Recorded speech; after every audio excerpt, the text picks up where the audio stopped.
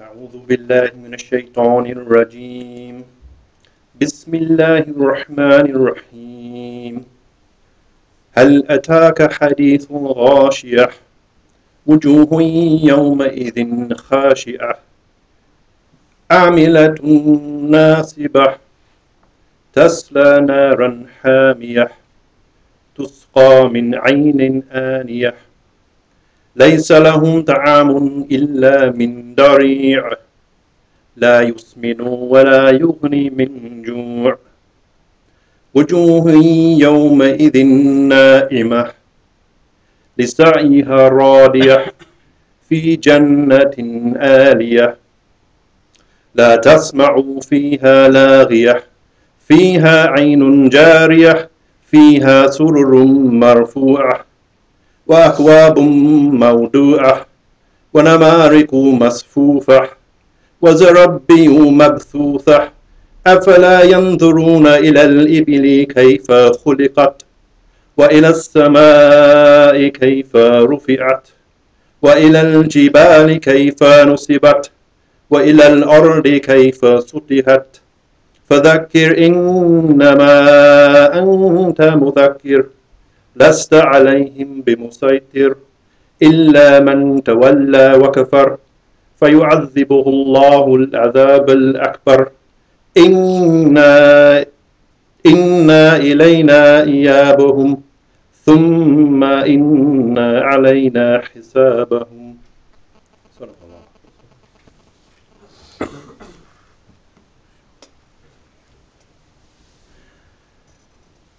Assalamu alaikum wa rahmatullahi wa barakatuh.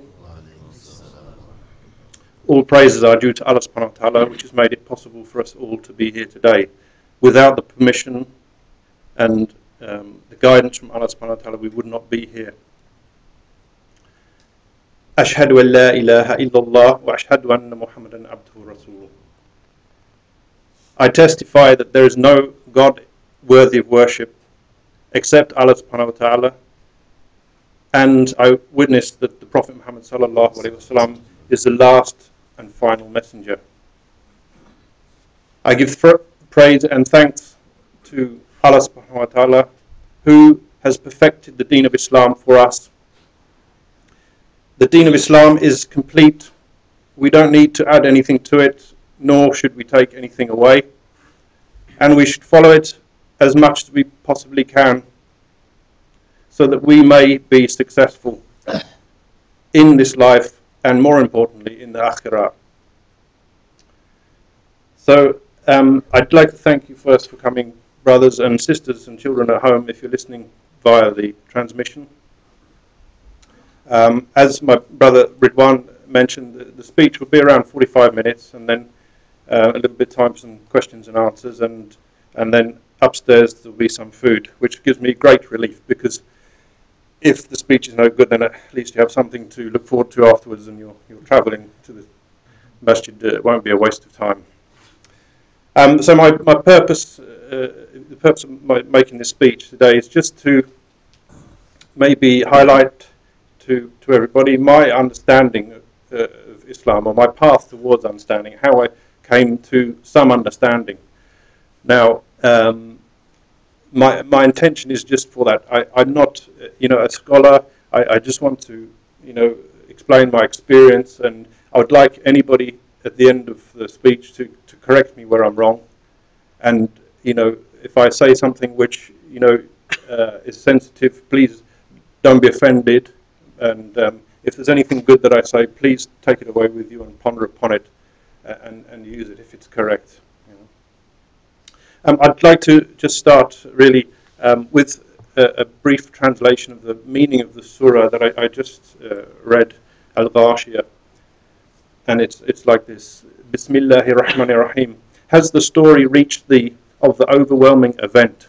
Some faces that day will be humiliated. Originally, this was mentioned for the Christians. Labouring hard and weary, the while they enter the blazing fire, the while they are given to drink of a boiling hot spring.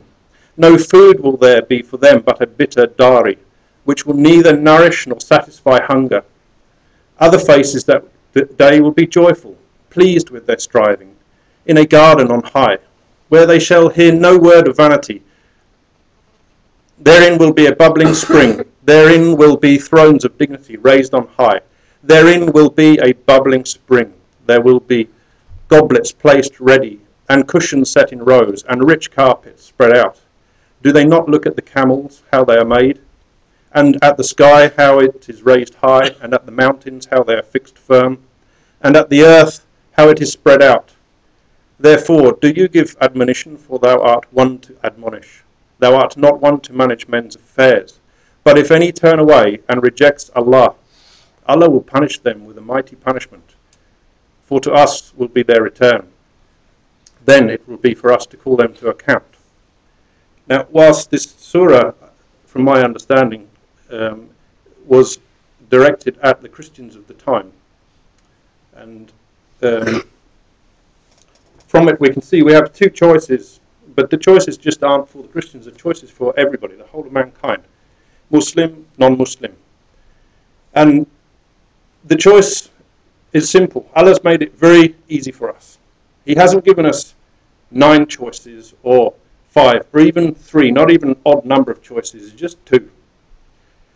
From this surah we know that the people who will be running around, screaming, tearful, running away from their families, forgetting where they are, knowing that now is the day, now is the hour, this is the time for judgment, and they know within themselves that they haven't done what Allah subhanahu wa ta'ala wanted them to do. They haven't been obedient. They haven't done what has been required of them.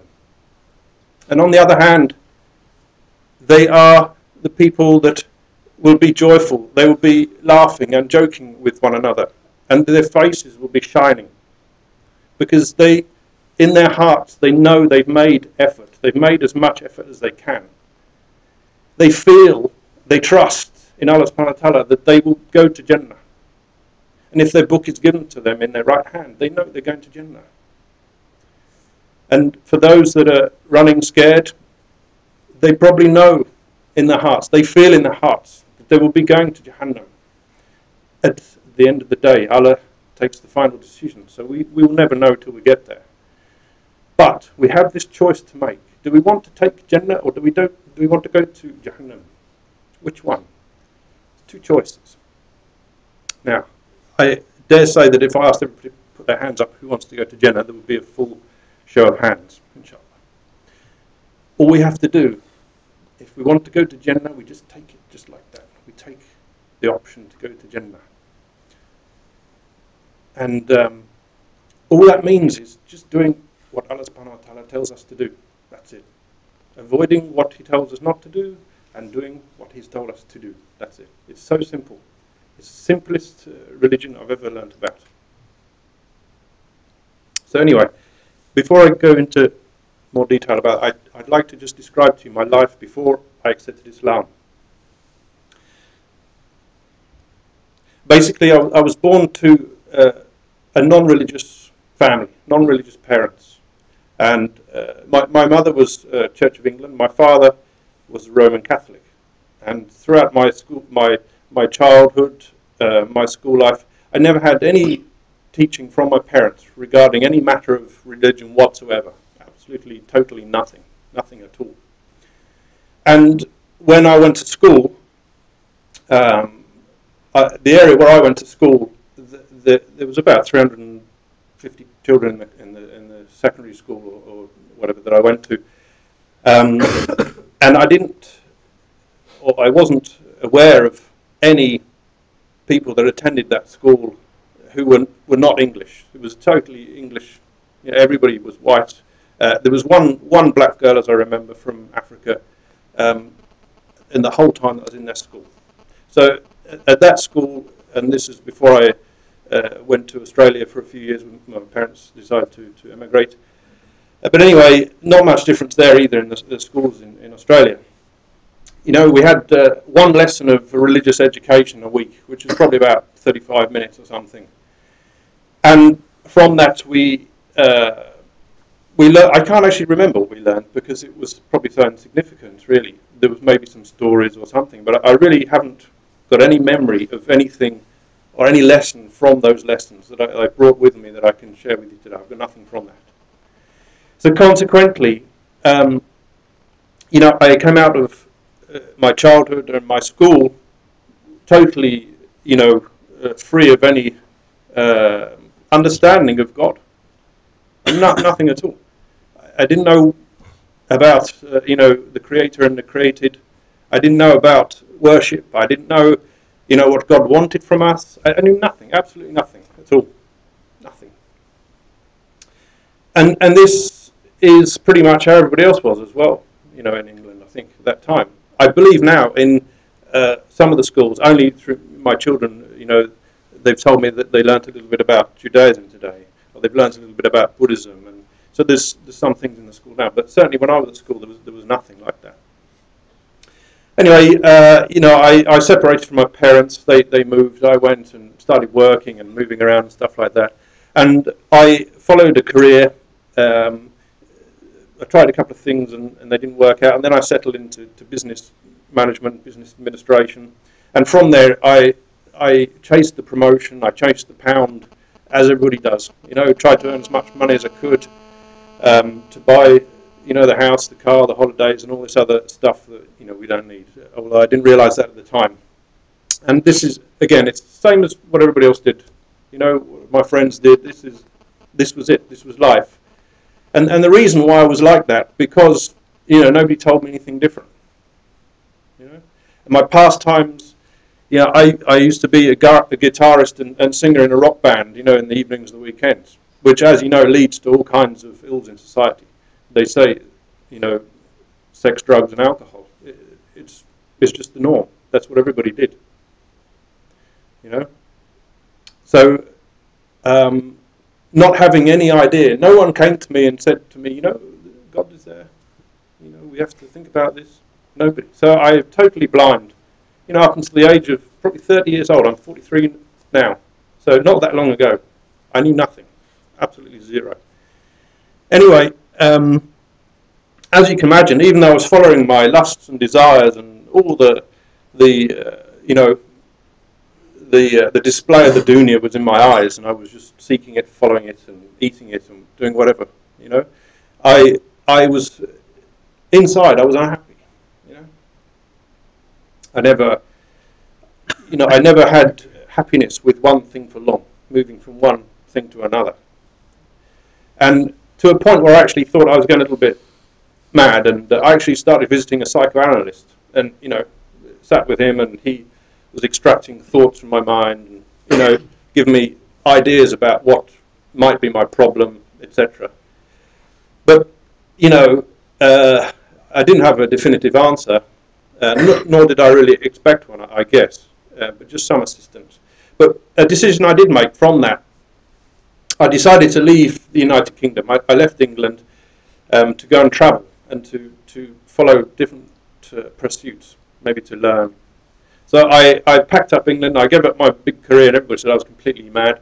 I sold my house. I, you know, sold the car. I went off around the world with a backpack from, you know, France to Spain, through Morocco, and many countries.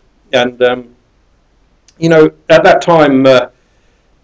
Or before that time, I was so busy, you know, working, chasing the dollar, as they say. You know, I never really had time to do any introspection, any self-searching, any kind of looking at myself. You know, am I a decent human being, or a bad man, a good man? Am I doing whatever? And it was only when I started traveling around that I actually started to find out a little bit about myself. And I went through France and Spain, and I arrived in Morocco, and that was the first country that I'd actually been to and spent any length of time in, which was pretty much, you know, predominantly Muslims living there. So it was actually really the first time I'd seen a masjid,